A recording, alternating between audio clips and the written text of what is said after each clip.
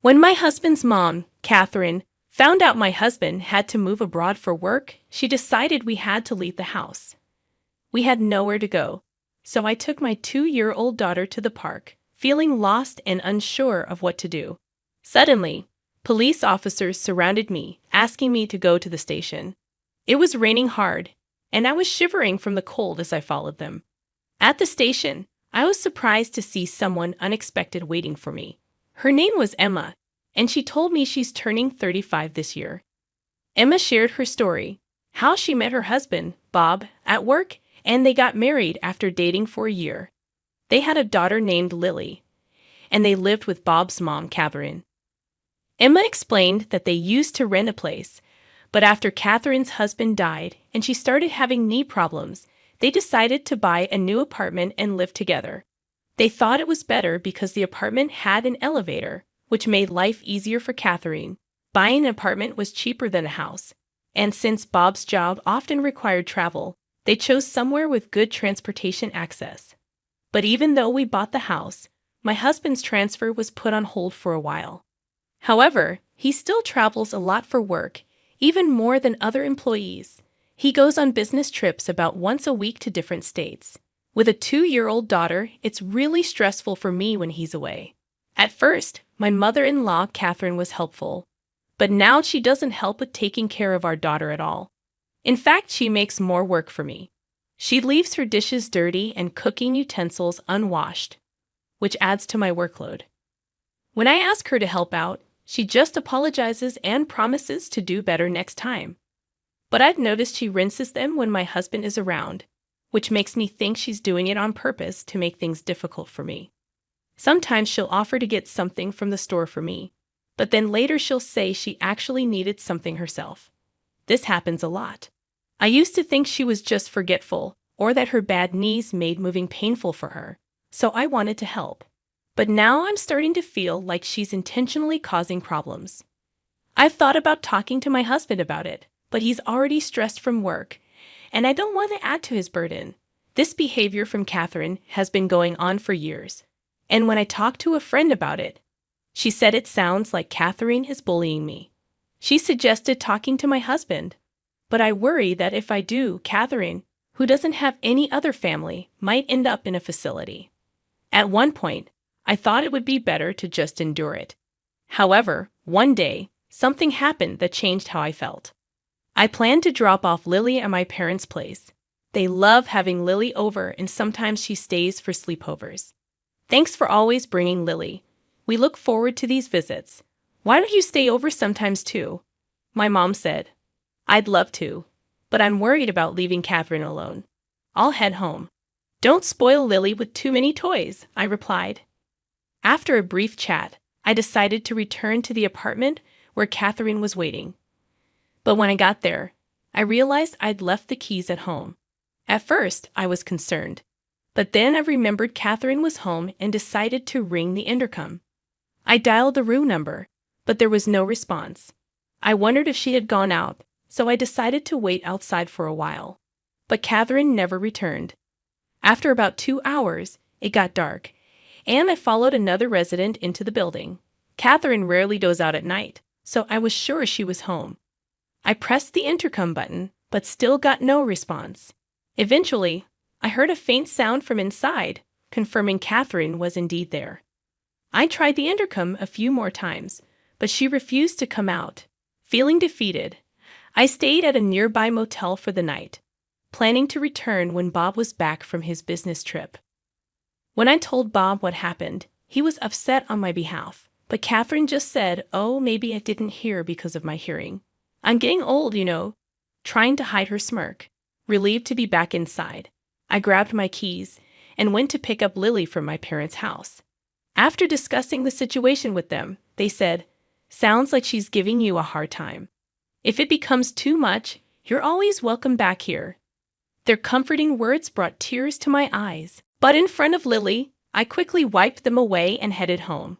For a while, there were no more issues with Catherine. Then, out of the blue, Bob's international transfer got finalized. A permanent move, not just a business trip.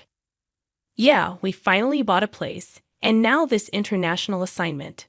What do you think? Bob asked. I couldn't answer Bob's question immediately. Considering the potential stress for Lily, I decided it would be best for the two of us to stay in the US. Soon after the decision, Bob had to leave for Europe. Although he was concerned about us, he seemed too swamped with work to give it much thought. So the life of me, Lily, and Catherine was about to begin. However, as expected, living with Catherine turned sour the moment Bob left for Europe. Her attitude changed dramatically.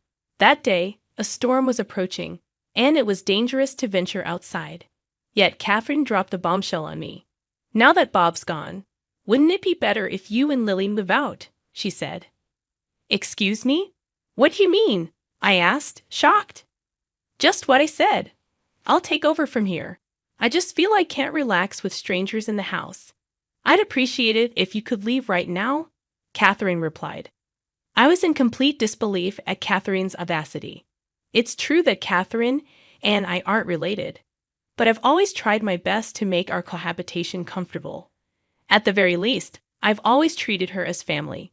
However, to Catherine, it seems we were just an afterthought. I was considering gathering my things and heading back to my parents' place when she told me, instead of dilly-dallying, why don't you just get out? Before I knew it, dressed as we were, Lily and I were thrown out of our own home. No matter how much I banged on the door, Catherine wouldn't come out. Lost and confused, I carried Lily through the pouring rain to a nearby park. There was a roof there, which I thought might offer some shelter from the rain. Ideally, I would have checked into a motel or returned to my parents' place, but I'd left both my wallet and phone inside the house. I felt helpless and sat in the park, trying to figure out our next move. I'm not sure how much time passed in the torrential downpour. Overwhelmed by fatigue and cold, I began to doze off. It was already dark, and even though it was summer, the cold was biting, and I feared we might catch a cold. As bad as things were, it seemed the only option was to walk to my parents' home, but it would be a 3-hour walk. As I was contemplating our situation, I saw 2 distant lights approaching. Given the rain, I couldn't see clearly, but the lights belonged to 2 police officers. I thought maybe they could help. But before I could approach, one of them called out to me. Are you Emma? And is this little one Lily? The officer asked. I was surprised the officer knew my name but weakly replied, Yes, that's us. Then the officer said, Please come to the station with us. Why the police station? I wondered if something was amiss. Urged by the officer, Lily, and I got into the patrol car. We were freezing from being out in the rain for so long, but the officers had thoughtfully brought large towels. You might need these. We've got some spare clothes back at the station for you, they said kindly. Wondering why they knew about us and why we were headed to the police station, I inquired, How did you know where to find us? They responded, We'll explain everything once we're back at the station. For now, just try to relax. Exhausted, I soon fell asleep and woke up to find we had arrived at the police station. Following the officers inside, to my surprise, I saw Catherine and my uncle. Uncle, what are you doing here? I asked. He was contacted by Bob. Bob suspected you might be having issues with his mom, and since he's abroad, he wanted me to keep an eye on things for him, my uncle explained. According to my uncle, Bob had spoken to him about this issue. Before he said Bob had requested him to keep an eye on things since he couldn't be there himself, being overseas. It turns out he saw us in the rain earlier today. He was considering taking us in himself, but thought Catherine's behavior was extreme, so he reported to the police. That's why the officers knew our whereabouts and came to get us. Catherine had also been asked to come to the police station. She sat on a sofa glaring at me, seemingly clueless about why she was there. Why do I have to be here? I have a bad knee, you know. If Bob was here, this wouldn't be happening, Catherine complained. But this entire situation was a result of Bob asking my uncle for help. In discussions with the police, there was a high likelihood that the events might have legal implications, hence I was advised to consider hiring an attorney. An attorney? That's an overreaction. I just locked the door, that's all. I didn't do anything else. Catherine defended herself. Do you even realize what you've done? You threw Emma and a little child out in torrential rain. That's not something forgivable. My uncle stood up for us and stated that in fact, I was the rightful owner of the house. That's impossible. Bob is the head of the household. He's the rightful owner. Now that he's not here, it should be mine, Catherine insisted. Catherine was under the impression that Bob was the owner, but she was mistaken. Actually, my uncle runs a real estate business and got us a great deal on a condo. Bob had recommended that the property be put under my name. I was indifferent at the time, but now I'm glad I heeded Bob's advice. Later on, following my uncle's advice, I decided to hire a lawyer. The lawyer said it would be challenging to evict Catherine. Therefore, the best course of action might be to place her in a care facility. Upon hearing this, I immediately called Bob to explain the situation. Bob hadn't anticipated the issue would escalate this much and said he'd like to return from Japan to discuss it properly. He also said he was considering placing Catherine in a facility, unaware of all this. Catherine, despite being at the police station, casually snacked on some crackers. I couldn't return to the house with Catherine, so I decided to take shelter at my parents' place until Bob returned. Bob would be back in a week, giving me time to ponder our next steps. If Bob wouldn't support me, then divorce seemed like the only option. Regret filled me, wishing I had sought advice sooner. A week later, Bob returned from Europe and was at the house with Catherine. So I moved back home from my parents' place. Given the urgency of his return, Bob had to go back to Europe soon. He could only stay in Japan for a few days, so we needed to discuss our next moves. I've heard some things from Emma's uncle. Is all of that true? Bob asked. It's all lies. I haven't done anything. Emma's plotting something to evict me. Catherine stubbornly refused to admit any wrongdoing. She even claimed I was scheming against her. Bob, who should have been on my side, seemed to want to consider Catherine's perspective. I get it. So, do you have any evidence to prove Emma's plotting something? Evidence? Of course not, Catherine insisted. Emma, do you have any evidence? Bob turned to me. To be honest, I've been so busy with work, I haven't been able to keep an eye on things. I'm not sure who to believe, I admitted. I handed Bob something I had with me. What's this? He asked. I gave Bob a voice recorder I had been using. It contained recordings of Catherine, who not only evicted me, but also often berated me. When Bob played it, he heard Catherine's voice saying things like, "Such a worthless wife. I wonder why he even married you." Hearing this, Catherine quickly began to defend herself. This is taken out of context. Everyone has their moments, right? I was just frustrated at that time. But it was just this once, even as Catherine claimed this, a barrage of recorded verbal abuses played from the voice recorder. There were countless instances, and even some which weren't captured on the device. Bob's hand holding the voice recorder trembled with tension and anger. Meanwhile, Catherine looked guilt-ridden. "Mom, what is this about?" Bob asked, but Catherine remained silent. "If you won't answer, then I assume this is all true. If so, I need to protect Emma and Lily. You understand that, right?" Bob said. I had never seen Bob angry in all the years we've been together. Catherine, probably seeing this side of Bob for the first time too, looked frightened and shrunk back, unable to say a word. Afterward, there were several discussions until Bob's return to Europe. I asserted that I could no longer live with Catherine, considering Lily's presence and not wanting a repeat of this event. Bob seemed to share my sentiment, leaning towards placing Catherine in a care facility. However, Catherine strongly opposed the idea, complicating the discussions. Regardless, I've decided to sell the house. "So, you can't stay here anymore. If you don't want the facility, you'll need to find another place," I told Catherine. "How dare you decide this on your own? I won't allow you to sell the house." Catherine resisted the idea of selling the house, but it was a tough request to accommodate. That's because Lily and I had decided to move to Europe.